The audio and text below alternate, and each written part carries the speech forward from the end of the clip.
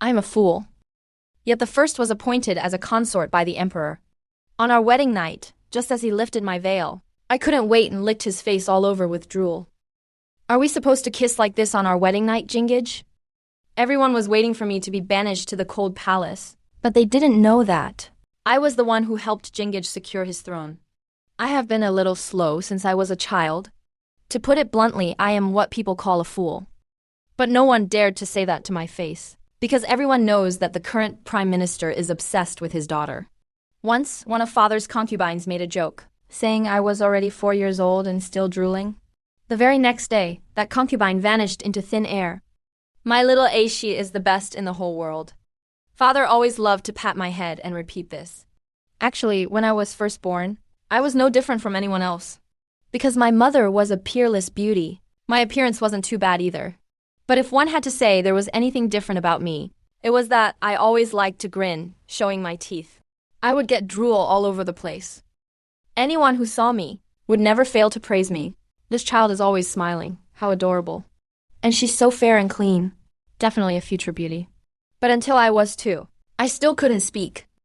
Although the servants in the manor didn't dare say it openly, they gossiped behind my back that I was a mute. Only father would always, with infinite doting, rub my head. My baby is not incapable of speaking. My little Aishi is just a late bloomer. As luck would have it, the day I finally spoke happened to be the late emperor's birthday banquet. That day, father, mother, and my older brother brought me to the palace for the feast. The late emperor saw me smiling in father's arms and couldn't help but crack a smile himself. I last saw her when she was a month old, and now little Aishi is already a young girl. Unexpectedly, I let go of father's hand, stumbled a few steps forward, and spoke the first words of my life. At that moment, the entire court was shocked. Many of them had secretly mocked me, saying that a high-ranking prime minister had actually fathered a mute fool. The late emperor was absolutely delighted, waved his hand, and bestowed 10,000 pieces of gold upon me. He even personally issued an edict titling me a princess. That day, father wept with joy. After that, I began to learn how to speak. Actually, I was still different from other children, because I would always drool when talking and walk, in a stumbling manner, often falling down. This further solidified the fact that I was a fool. But because of father's status, no one dared to say it to my face. Perhaps it was just a fool's luck. I remember there was a severe drought that year. It hadn't rained for a whole year. The farmers suffered a total crop failure. The late emperor grew terribly ill from the worry. Memorials about the disaster were piled high in the palace. That day, I don't know what came over me. When father was going out, I insisted on tagging along. When he wouldn't let me, I cried out loud. Father, doting on me, could only helplessly bring me to the palace to pay respects to the late emperor. As soon as we entered, I silly-willy approached the dragon bed. I reached out and touched the late emperor's forehead. It was indeed very hot. Rain quickly, I whispered. Because mother once said that getting caught in the rain causes a cold. If the late emperor's forehead got rained on, he wouldn't be hot anymore. Who would have thought? Just as I finished speaking, the wind began to blow outside. I pointed at the gale outside, acting foolishly. Look. It's raining. A week of continuous rain completely resolved the drought. The late emperor's illness gradually healed during that rain, and I received another title, Princess Fuhui, symbolizing both good fortune and wisdom. One day, a few years later, I searched the entire mansion but couldn't find mother. I asked almost everyone, father, brother, the emperor, but none of them would tell me where mother went. I only remember that day. People were coming and going at home, and white cloth flowers were hung everywhere. Everyone looked very sad. I didn't know what had happened. I just kept pushing into the main hall that was already full of people. But father and the late emperor blocked my way. Little Aishi, go play in the palace with Huang Bobo. Ever since the drought was resolved, Huang Bobo enjoyed taking me to the palace to play whenever he was free. It was also on this day that I met the late emperor's 17th son, Jingij. Jingij's mother was just an unfavored noblewoman. Even after giving birth to a prince, she didn't receive any promotion. Consequently, Jingij was not valued by the late emperor. The first time I saw Jingij was in the imperial garden. Father and the late emperor were discussing state affairs, and fearing I would be bored waiting alone, they let me wander the garden freely. From far away, I saw that tall and upright figure. At first, I thought it was my brother, so I stumbled over to him. Who knew I ran too fast, and not standing firmly. I fell right in front of Jingij. Jingij was the one to help me up. Then neither of us spoke, just staring at each other with wide eyes for a long time. I even forgot the pain in my body at that moment, because I had never seen such a handsome young man. His eyes were like the stars, drawing me in. Without realizing it, a drop of drool slid out. Unexpectedly, the celestial brother in front of me suddenly laughed. His smile was very gentle and infectious. So I too followed along, smiling foolishly.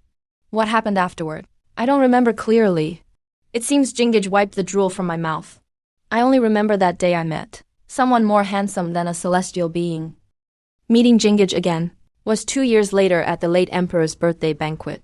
I sat obediently beside father, curiously observing everything around me. So Huangbobo had so many sons. And in the most inconspicuous corner, I saw that celestial-like youth once again. 2 years had passed, and the celestial brother had changed a lot. He had grown much taller, and the innocence in his eyes had faded away. He appeared composed, contrasting sharply with his age. Little Aishi, come here and sit by uncle. After I stumbled over, Huangbobo affectionately rubbed my head. Little Aishi, can you help uncle look? Among all these brothers sitting here, besides uncle, who else is the son of heaven? Huangbobo's words were strange. I didn't understand them, so I could only cast my foolish gaze toward him again. But Huangbobo still didn't explain, instead looking at me with an encouraging gaze. Don't be afraid, just follow your intuition and find out. I turned my head in confusion. All around me were brothers I didn't know. Only the celestial brother in the corner had met me once before. Remembering our first meeting, where he helped me wipe my drool, I skipped over to him and poked his delicate cheek with my finger. Seeing this, father hurriedly rushed over in a few steps and gently pulled me away from the 17th prince. My daughter is ignorant. For any offense, I begged the 17th Highness to forgive her. But before the celestial brother could answer, the emperor's loud laughter came from behind. Good. Very good.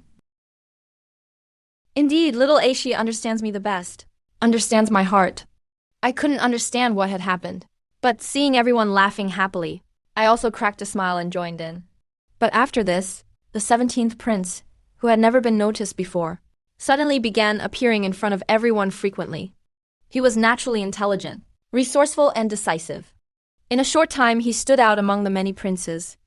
Many noble ladies in the city heard the news and began to harbor their own intentions, trying every possible way to get close to the 17th prince. But he ignored them all, running to the prime minister's mansion every few days instead. In front of others, he was the cold and taciturn 17th Highness. Facing the swarming noble ladies, he couldn't even be bothered to glance at them, because he knew why they were approaching him. He kept all his tenderness for me. Every time he saw my ghostwriting calligraphy, all crooked and ugly, he would smile gently, then wrap his arms around my shoulders, teaching me stroke by stroke with patience. But his name had too many strokes. I couldn't remember them at all. It's too hard to write. I don't want to write anymore.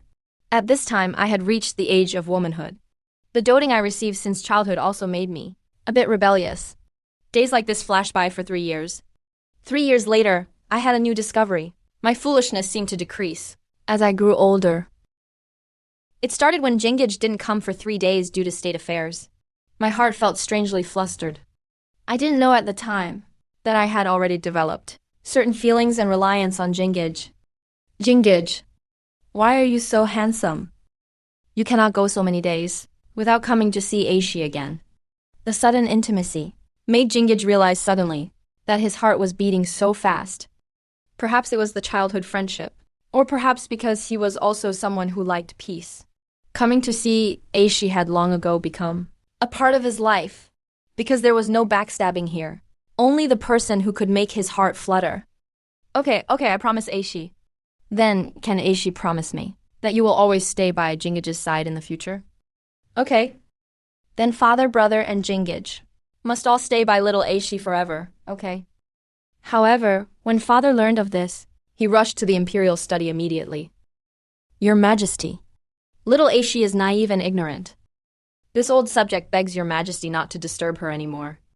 Since that moment of his heart fluttering, he had been requesting father to make me empress. But father and my brother strongly opposed it. Who didn't know that the inner palace was treacherous? If I sat on that coveted throne, I might be torn to shreds one day. Under their strong opposition, Jingaj had to reluctantly give up the idea, turning to marry the daughter of the Minister of Works as empress instead.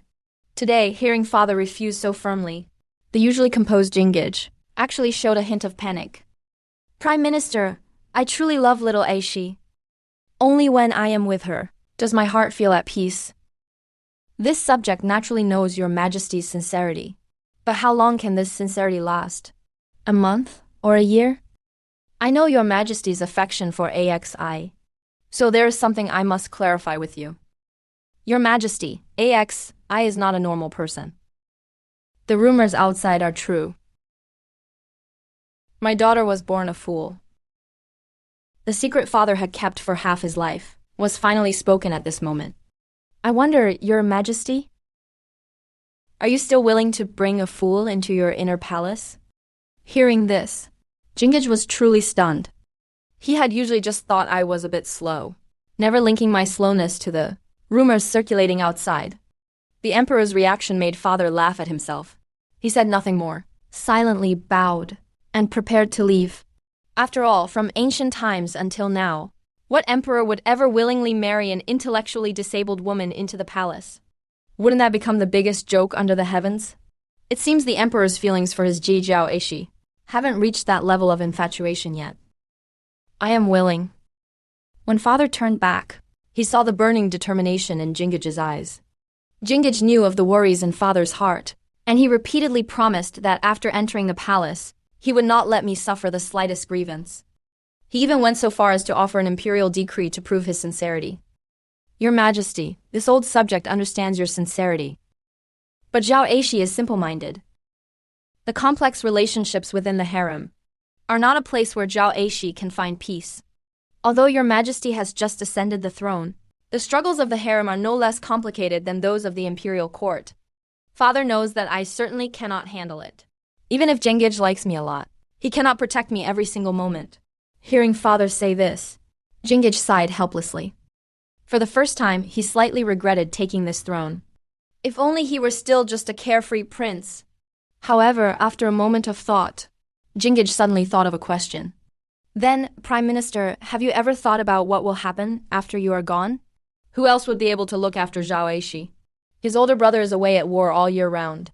And even if he wanted to protect Zhao Aishi, he would be too far away to help. If you are willing to let me take care of Xiao Aishi for you, Prime Minister, I can promise you this. As long as Xiao Aishi is in this harem, I will ensure she is safe, carefree and happy. If you still have concerns, Prime Minister, I shall issue an imperial decree immediately. Should Zhao Aishi suffer even the slightest grievance in this harem, then this empire, I will willingly hand it over to you. Since it had come to this, even father was so frightened that he quickly knelt down to reply. Your Majesty, this old subject has only one request now. If one day Zhao Aishi displeases you, or makes some kind of mistake, please, Your Majesty, do not banish her to the cold palace. At that time, you only need to send her back to the Prime Minister's mansion. There will always be people there who cherish and love her. In the end, father was still worried that the emperor wouldn't agree, so he knelt on the ground and kowtowed several times. However, before father had even reached home, the imperial decree from Jingaj, bestowing upon me the title of imperial noble consort, had arrived at the mansion. Oh, it's Yuna Gui. Long time no see. Come inside, have some herbal tea, and rest for a while. When Big Brother returned from the training grounds, he happened to run into Yuna Gui. This person had always been by the late emperor's side, so his status was self-evident. If it were just a trivial matter of delivering a decree, they wouldn't have bothered him. General, long time no see. There is great joy at the Prime Minister's mansion today. I, this old servant, wish to congratulate the general first. Upon learning that the emperor wanted to appoint me as the imperial noble consort, Big Brother's jaw dropped in shock. The rules handed down by the ancestors regarding the promotion of concubines are very strict. The most important condition is whether she has given birth to an imperial prince. Yet, I, a young lady of a noble family who has not even entered the palace, was unexpectedly appointed as the imperial noble consort. This is favor beyond measure. When Big Brother entered the room, I was still foolishly eating grapes. Sister-in-law was busy rushing around helping me arrange my dowry. Seeing Big Brother return, sister-in-law didn't even look up. Zhao Aishi is entering the palace in 5 days. The time is too tight. I don't even know if there's enough time to get a set of gold jewelry crafted. If it's really too late, well, just use the set the Empress Dowager gave us when we got married. The expression on Big Brother's face was very uncomfortable. He didn't know how to explain this to sister-in-law. I don't understand why father agreed to the emperor. Why must Zhao Aishi go into the palace? The harem is completely different from our mansion. At home, the two of us can protect her. But once she enters the palace, who will be able to keep an eye on her every step of the way? As sister-in-law spoke, tears fell down her face. Sister-in-law, don't cry. I'm just going into the palace to play with Jingage. Back when the old emperor was still here, father often took me to the palace to play. Even now, I still don't understand what entering the palace means. I thought everything would be the same as before. Zhao Aishi. Sister-in-law didn't explain it to me either. She just stroked my head, rubbing it with heartache. They say the eldest sister-in-law is like a mother. In the years since sister-in-law married into the prime minister's mansion, especially after mother passed away, she took care of me even more meticulously than mother did. Whenever I had a headache or fever, it was sister-in-law who watched over me all night long. After mother left, sister-in-law took charge of the household. Previously, quite a few people were eyeing the prime minister's dowry and came to propose marriage, but sister-in-law kicked them out without a second word, because she knew I couldn't live without this home and that I would definitely be bullied outside. But don't worry, Aishi. As long as I am still alive, no one in this world will be able to bully you. I know. Sister-in-law loves Aishi the most. In a blink of an eye, the day of my entry into the palace arrived. The emperor's gifts were carried into the prime minister's mansion like flowing water. Of course, the dowry sister-in-law prepared for me was no less than the emperor's gifts. The entire street was decorated with red and colorful banners, a grandeur usually reserved only for marrying an empress. I wore the phoenix crown and ceremonial robes carefully prepared by sister-in-law, with dozens of maids by my side serving me. Later, I was led into a beautifully decorated room. By this time, I couldn't take it anymore. The phoenix crown on my head weighed at least 5 or 6 pounds. But as soon as I reached out to take it off, a wet nurse nearby slapped the back of my hand hard. Your Highness, this is not in accordance with the rules. Having never been hit since I was small, I was completely stunned. Nurse Lee, this is... All of you, listen carefully. In the palace, only the empress is the true mistress. If you want to climb the social ladder, keep your eyes open. I was terrified, and tears streamed down my face. But then I suddenly remembered what father told me the night before I entered the palace. Today is a joyous day. I must not cry, so I could only sadly cover my mouth and weep silently. I have finally married you into the palace. Outside the door, Jingage's voice was filled with joy. Everyone was surprised that the emperor had come early, and they all stood there frozen in place. Nurse Lee was the first to react. She first glared fiercely at me, then lowered her voice, and said viciously, "It's a joyous day. Your Highness wouldn't want to worry the emperor, would you? Think carefully about how you should act." But unfortunately, this Nurse Lee overestimated me, because as for what she said, I didn't understand what it meant at all. I only knew what father had told me. If something happens, I must tell Jingage, and absolutely never let myself suffer the slightest grievance. Seeing Jingage enter, I immediately threw the phoenix crown on the floor in grievance. I want to go home. At home, no one hits me. The emperor's earlier joy instantly turned into a furious rage. His face turned ashen as he scanned everyone around him, the killing intent in his eyes almost turning into a physical presence. Jingage, have my father come into the palace and take me home. I want to go home. I don't want to stay here. I grabbed his sleeve, not wanting to stay here for even a moment longer. Why are there still little pearls hanging on your face? When Jingaj saw the tear stains on my face, his heart ached terribly. He hurriedly had someone find a royal physician for me. It wasn't until the trembling physician finished applying medicine that the worry on Jingaj's face finally faded. Who did this? Jingaj's expression had now returned to calmness. No one knew what this emperor was thinking at this very moment. Then he looked at the nurse before him, the one he had once seen in the empress's palace. No one spoke, but he already had the answer. Pass on my decree. The empress has failed in her duty to manage. Forfeit her salary for 1 year. Additionally, all palace servants shall receive 20 heavy strokes. Jingaj's voice was very calm, and I didn't understand it at all. After being coaxed by Jingaj's soft words for a long time, I had lost my earlier emotions. Having been hungry for a day, I couldn't help but start eating the delicious-looking snacks on the table. Zhao Eishi, you must be starving. Someone, go and have the imperial kitchen prepare some cooked food for the imperial noble consort. Jingaj's tone when speaking to me was always so gentle, but this contrast made the kneeling servants tremble even more violently. When I started eating without a care in the world, the emperor turned his gaze toward the palace maid Cherry, who had a slap mark on her face. Tell me, what just happened? The little palace maid lay on the ground, not even daring to lift her head. She shakily recounted what had just happened. The imperial noble consort has had a tiring day. Take her away to rest first. Jingaj didn't want me to hear the bloody words that would follow, but he never thought that I wouldn't understand them anyway. After I left, the emperor's expression began to turn strange and playful. Nurse Li, is it guards? I didn't hear what followed, but I only knew that after that day, I never saw that nurse again. And the palace maid named Cherry remained by my side. I had been waiting in the inner hall for a long time. Jingaj, can I go back to the Prime Minister's mansion now? AX, don't worry. No one here will ever bully you again. Jingaj thought I was still thinking about the bullying incident. I shook my head. Jingaj, it's dark outside. I should go home.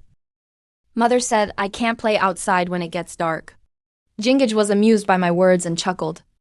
He stroked my head dotingly. From now on, this is our home. Your home and mine. Ashi, stay here and keep me company. Okay, it's dark. Shall brother take you to sleep? All right then. I obediently lay down on the bed alone. By the time Jingaj changed out of his ceremonial robes and entered the room, I had already closed my eyes and fallen sound asleep. Seeing this, the emperor was both exasperated and amused. His Zhao Eishi really was that carefree. The next morning, because of the morning court session, Jingaj sat up very early. Woken by the sound, I drowsily wanted to sit up too.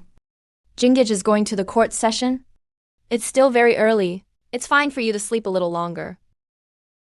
The training nurse said I need to go pay respects to the empress. I need to go early. I clumsily picked up his court robes and helped Jingaj put them on. Later, when you go to the empress's palace, if the empress makes things difficult for you, come back and tell me. Let the servants do it. Eshi, you should go have breakfast. Don't go hungry on my account. After sending Jingaj off to the morning court, Cherry helped me with my hair and makeup, after which it was time to pay respects to the empress. Your Highness's skin is like snow. Wearing this fabric looks truly beautiful. The little palace maid brought out a gold-threaded, peony-patterned luxurious robe, and had me put it on. The peony is noble. Only the empress can wear it. I didn't understand any of this. I just thought this bright red robe was exquisitely crafted, and that I would look pretty in it.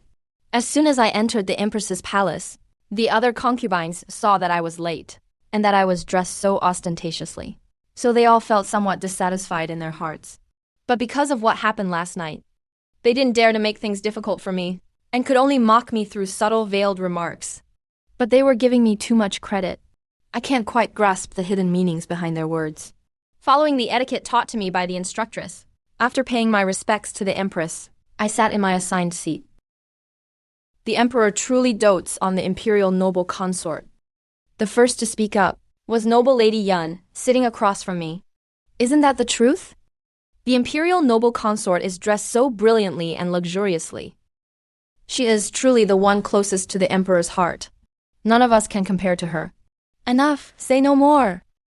The emperor favors the Ning imperial noble consort, so I too shall favor her. We all serve the emperor together. We are all sisters. What is there to compare or not compare? I paid them no mind. Seeing some freshly brewed tea nearby, I took a sip. The tea is thin, and the aftertaste is bitter. It's not as good as the tea at my father's residence. After the empress said those words, she expected a reaction from me. I didn't expect that I would be so focused on drinking tea. A flicker of displeasure flashed across her face. Imperial noble consort, you really don't know the rules. The empress is speaking to you. Seeing that the empress was unhappy, the noble lady immediately took the lead to confront me. Isn't the empress scolding you for being talkative? If the empress hasn't forbidden you from speaking, why are you still talking to me? As soon as I finished speaking, the room fell into a dead silence.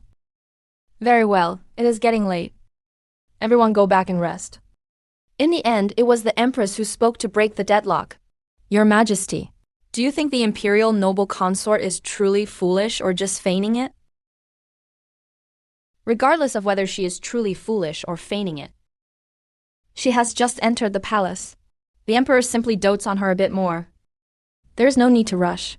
Thinking of the palace maid she sent over last night, who had just vanished like that, it was no different than a direct slap to her face as the empress. How could she possibly swallow this bitterness? But with the emperor favoring her now, she didn't dare to move against her easily. There will be plenty of time in the future. I shall keep this debt in mind for now. Time flew by in a flash. It has now been 3 months since I entered the palace. Life inside the palace is extremely dull. Every day consists of paying respects to the empress, waiting for Jingij to finish his morning court, and repeating the cycle. And for some reason, ever since entering the palace, my mind has started to feel hazy again. The war in the northwest has been at a stalemate recently, and Jingij has been deeply troubled. I haven't seen him for 3 days. Ying Tao? Where is Jingij now? I want to see him. Your ladyship, after the emperor finished morning court, he went straight to the Shengshu room to meet with his ministers. Your ladyship, please slow down. Your ladyship, noble lady Yun and noble lady Zun are over there. Ying Tao pointed at the 2 people ahead and led me toward them.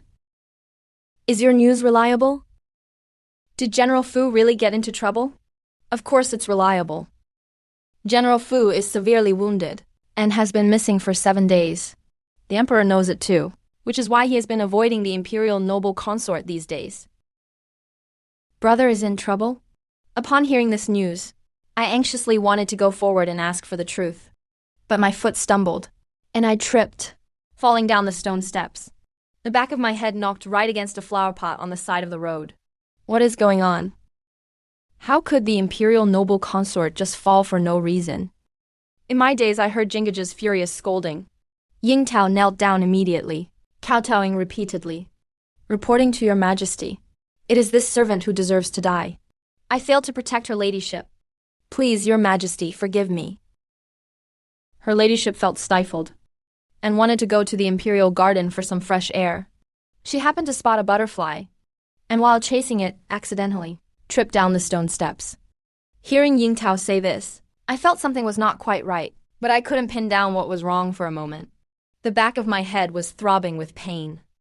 Seeing me wake up, Jingij hardly came over to help me up.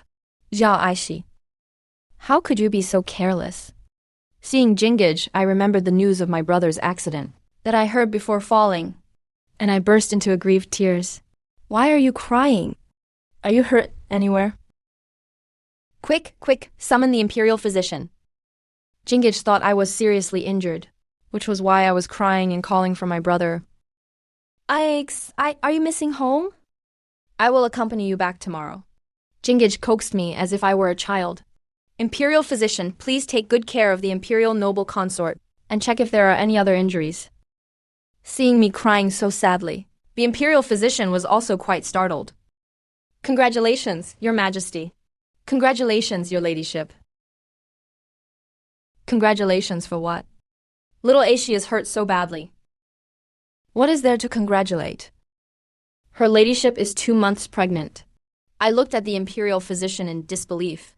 Jingage was stunned for a moment. AX, did you hear that? We are having a child.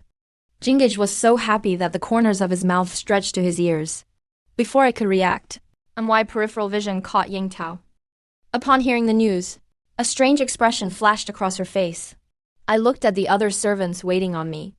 Although they weren't as excited as Jingage, they all seemed happy. Why was Yingtao the only one acting differently? For the first time, I felt troubled by my own slow reactions. Your Majesty, good news. Your Majesty, good news. General Fu has won the battle. The Northwest has been pacified. Jingage opened the war report. He scanned through it at a glance. Good, Eshi. You are truly my lucky star. Jingage handed the war report to me. Suddenly, I remembered that I'm not supposed to know how to read. The Northwest is pacified. In my heart, I still remembered what I heard in the Imperial Garden. Isn't my brother's life or death uncertain? I picked up the war report. Suddenly, I realized that I recognized every single character on it. Back at the manor before, brother also taught me how to read and write. But no matter how hard I tried, I couldn't remember, nor could I learn. Now, looking at the handwriting on this war report, it is indeed my brother's handwriting. Brother is safe. Then why did I hear those words in the Imperial Garden? The more I thought about it, the more my head hurt. I scratched my head, not knowing my own strength. I accidentally touched my wound. It hurt so much that I winced. Oh no. Could it be that my brain is starting to grow? Zhao Eshi. Jingage really likes you so much.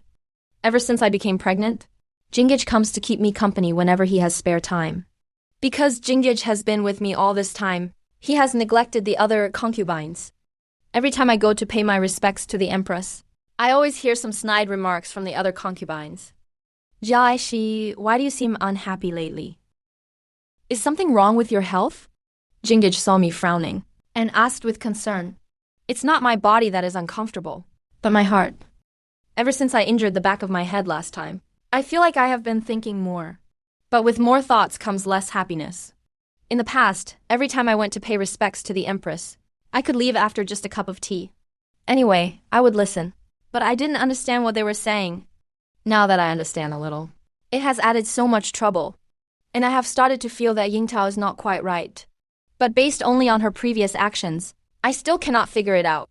Your Majesty, peonies represent the Empress, right? Rumors have been circulating in the palace that I am disrespectful to the Empress, and that I am arrogant because of the Emperor's favor. I know I don't speak well, so I rarely talk to the Empress on ordinary days. How did it turn into me being disrespectful to the Empress? Finally, after pondering for 3 or 4 days, I finally realized it. Every time I go to pay respects, the other concubines, including the Empress, are all dressed in elegant and simple colors. Only I wear bright red, dressed in luxurious robes with gold-traced phoenixes and embroidered peonies. My clothes and my makeup were all prepared by Yingtao. She has been in the palace for so long. It is impossible for her not to understand these rules.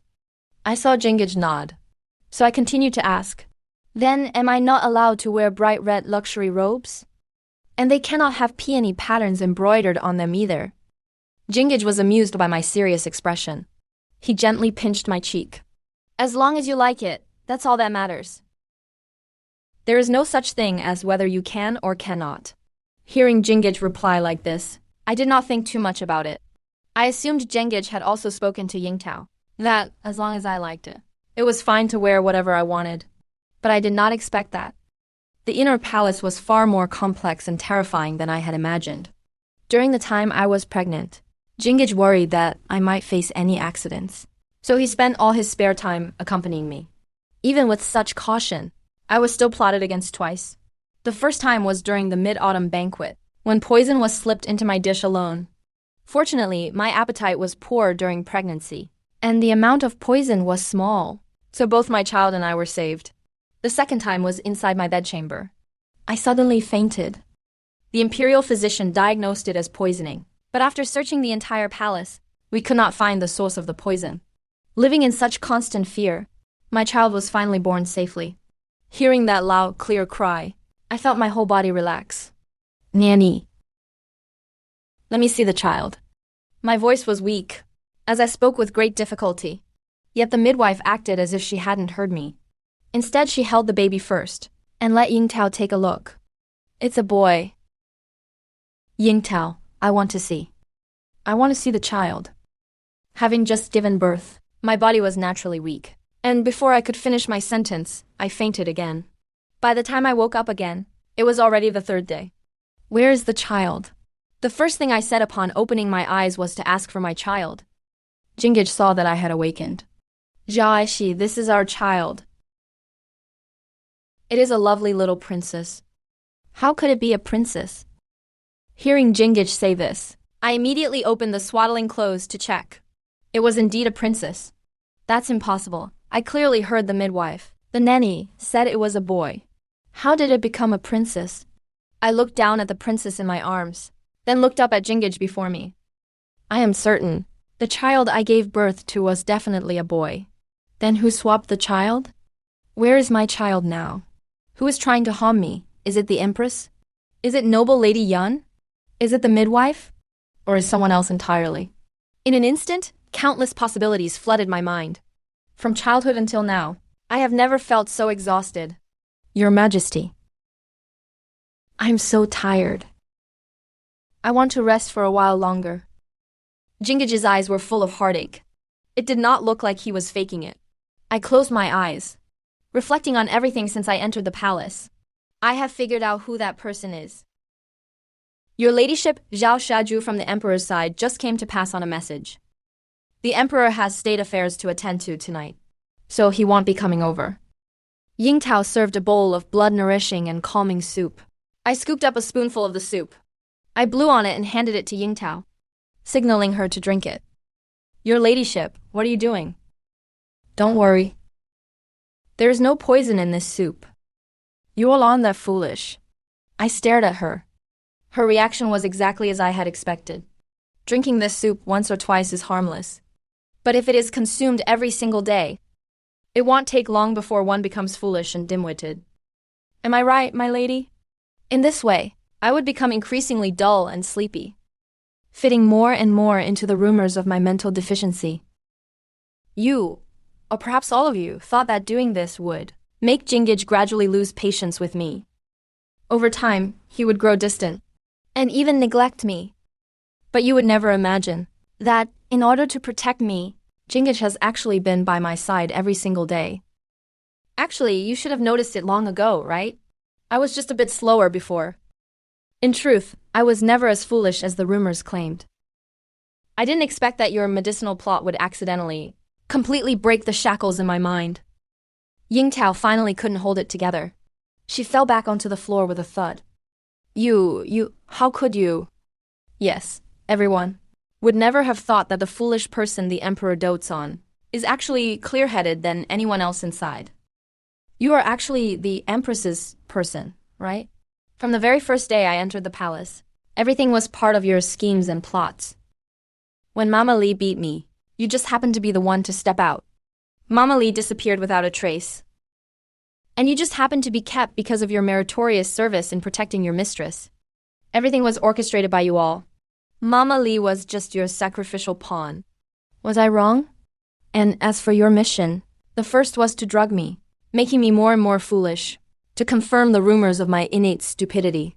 The second point was to ensure I could never bear an heir. Jingage has never favored the empress, so she was afraid. She was afraid that the emperor's legitimate eldest son would be born to a noble consort like me. It's a pity you failed to accomplish either task. Jingage stays by my side every day. You never had the chance to give me the contraception soup. So you came up with a third plan on the spot. If I gave birth to a princess, it would be fine. But if it were a prince, you would take advantage of my weakness during labor to swap the baby. That way, the position of the legitimate eldest son would remain vacant, and the empress would still have a chance. You still have one last chance to tell me. Where did you hide my child? Speak. I guarantee your clansmen will not be implicated. The child was indeed sent out of the palace, handed over to a distant relative of mine in the outskirts of the capital to care for, The empress wouldn't dare do anything to my son. After all, he is the emperor's legitimate eldest son. Eishi, I have brought our child back. She is very beautiful, just like you. As for the empress, Jingage did not go easy on her either. Along with the empress's maternal family, who had been scheming behind the scenes, they were all exiled to the freezing land of Ningyuta. This was all caused by me. It was I who failed to protect you well, allowing you to be drugged, letting you spend 2 years in a daze, and letting our son suffer so much out there. You should hate me. In Jingage's eyes was a sorrow I had never seen before. He didn't dare look at me while speaking. He kept his head low. The young man who was once forever bright and elegant, and the emperor who later made sweeping reforms to save the country, was now kneeling before me in agony, looking like someone who had been broken apart and pieced together with difficulty. Jige, you don't need to say anything. Marrying the empress was father's idea. You had no choice in these matters either. You have never left me to face things alone. Whether openly or in the shadows, you have always been silently protecting me. If anyone is to be hated, it is those people who are too vicious. Now the child is back, and I have awakened. Everything is fate's best arrangement. Jingage looked at me in a daze. Then he suddenly pulled me into his arms with great force. Eishi, I have stripped her of the empress title. And I have dismissed everyone else in the harem. Now, the entire imperial court is under my control. I no longer need to take their family members into the harem, just to accommodate those people. From now on, there will only be you in this entire harem. Jingage, I want to go home to see Father Jige and sister-in-law. Will you take me home? Later, the people in the capital were all saying that the imperial noble consort's illness had been cured. But only I know, I was never ill. I was just a bit slow. But what does it matter if one is a bit slow?